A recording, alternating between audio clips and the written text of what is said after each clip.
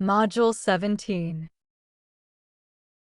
Module 17, Patient/Resident Abuse. Statement of purpose. The purpose of this unit is to introduce the nurse assistant to patient/resident abuse. The module will focus on the nurse assistant role in preventing, recognizing, and reporting instances of patient/resident abuse. Module 17 Performance Standards. Objectives: define key terminology. 1. Abuse. 2. Advance directive. 3. Aiding and abetting. 4. Assault. 5. Battery. 6. Choice. 7. Chronic. 8. Coercion. 9. Confidential. 10. Defamation. 11. Defamation of character. 12. Do not resuscitate DNR/no code. 13. Ethical standard. 14. False imprisonment. 15. Financial abuse. 16. Grievances. 17. HIPAA. 18. Informed consent. 19. Involuntary seclusion. 20. Laws. 21. Legal standard. 22. Libel. 23. Mandated reporter. 24. Neglect. 25. Negligence. 26. Ombudsman. 27. Physical abuse. 28. Policy and procedure. 29. Privacy. 30. Psychological abuse. 31. Resident counsel. 32. Restraints. 33. Scope of practice. 34. Sexual abuse. 35. Slander. 36. Social services. 37. Theft. 38. Verbal abuse. Patient, resident, and client are synonymous terms referring to the person receiving care. Module 17 Vocabulary Sentences for CNA California Exam. Patient/resident abuse terms. Abuse includes any physical, emotional, or mental injury inflicted on a resident and must be reported immediately by nursing assistants. An advance directive is a legal document where patients write their wishes for medical treatment in case they cannot speak for themselves later. Aiding and abetting means helping someone do wrong things or not reporting bad behavior that you see happening to residents. Assault occurs when someone threatens to hurt a resident or tries to harm them, even if no physical contact happens. Battery is touching a resident's body or belongings without getting permission first from the resident.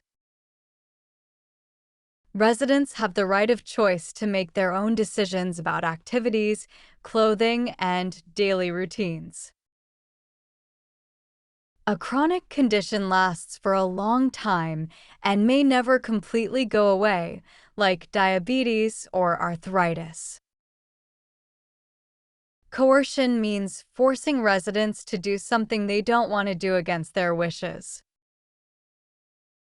All resident information must remain confidential and should only be shared with authorized healthcare team members. Defamation happens when someone spreads false information that damages another person's good reputation. Defamation of character is the same as defamation, spreading untrue stories that hurt someone's good name. A do not resuscitate DNR or no code order means doctors should not use extraordinary measures to restart a patient's heart or breathing. An ethical standard means doing what is morally right and following the facility's rules for proper behavior. False imprisonment occurs when staff restrains or confines a resident without proper consent or legal authority. Financial abuse involves stealing money or improperly using a resident's money or financial resources. Grievances are formal complaints that residents make about their care or living conditions at the facility. HIPAA is a federal law that protects patients' private health information and controls who can see medical records. Informed consent means residents must fully understand and agree in writing before any medical procedure is performed. Involuntary seclusion means separating a resident from others without the resident's permission or agreement. Laws are rules created by the government to protect people and help society function safely and fairly. Legal standards are official rules and guidelines that healthcare workers must follow to provide lawful care. Libel consists of false written statements or pictures that damage someone's reputation.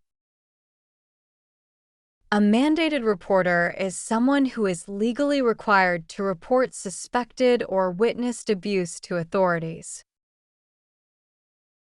Neglect means failing to provide the proper care and services that residents need to stay safe and healthy. Negligence occurs when a healthcare worker fails to provide reasonable care and causes harm to a resident.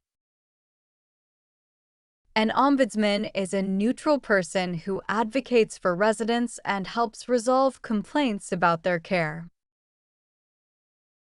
Physical abuse involves hitting, pushing, or any other harmful physical contact with residents.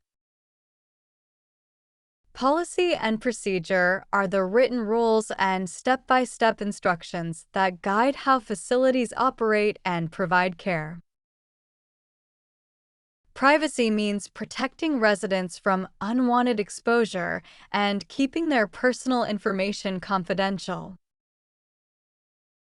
Psychological abuse includes threatening, insulting, or emotionally hurting residents through words or actions. A resident council is a group where facility residents meet to discuss problems and communicate with staff. Restraints are devices that limit residents' movement and can only be used with a doctor's written order. Scope of practice defines exactly what skills and tasks nursing assistants are legally allowed to perform. Sexual abuse involves using force or threats to make residents participate in unwanted sexual acts. Slander consists of false spoken statements that damage someone's reputation. Social services is the facility department that helps residents with non-medical needs like personal problems or family issues. Theft means taking anything that belongs to a resident without their permission or consent. Verbal abuse uses harmful language, yelling, or cruel words to hurt residents emotionally. Module 17, 5 CNA Training Dialogues, Patient Care and Safety. Dialogue 1. Orientation Day. Understanding your role. Supervisor Maria. Welcome to your first day, Sarah.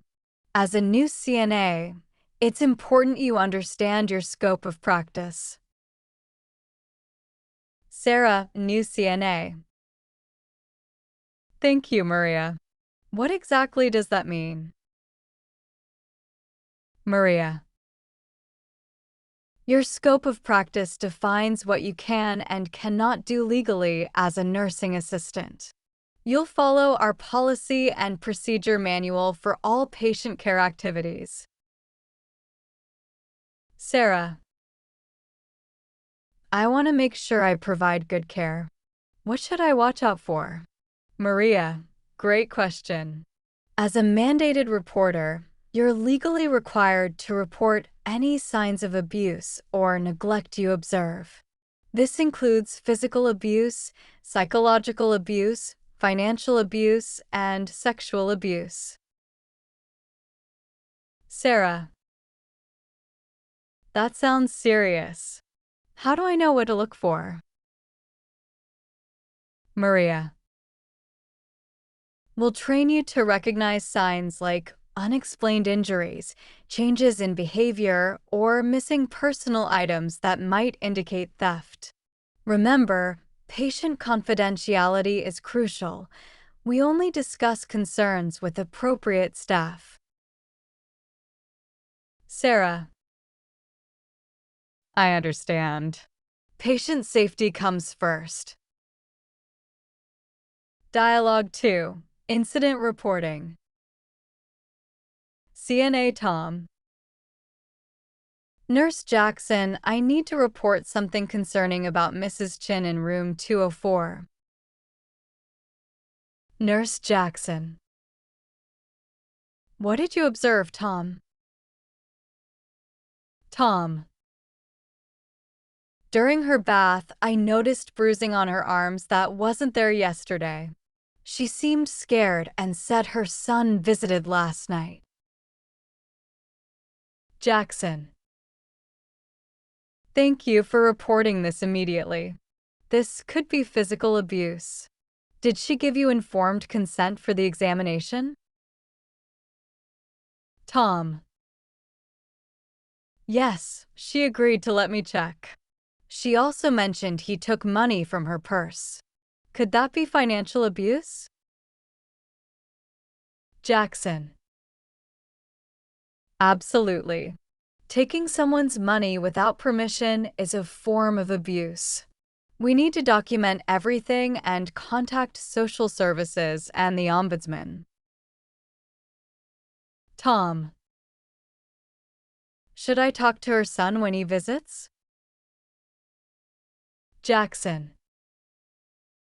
No, that's outside your scope of practice. Our job is to ensure Mrs. Chen's safety and follow proper reporting procedures. The investigation team will handle interviewing family members. Dialogue 3. Patient Rights and Restraints. CNA Lisa. Dr. Williams, Mr. Rodriguez keeps trying to get out of bed, but he's a fall risk. Can we use restraints? Dr. Williams. Restraints should be our last option, Lisa. Using them without proper authorization could be considered false imprisonment. Lisa. I don't want him to get hurt. What alternatives do we have? Dr. Williams. First, let's ensure he understands his condition and treatment plan. That's part of informed consent. We could also try positioning his bed lower or using bed alarms. Lisa. He mentioned wanting to go home.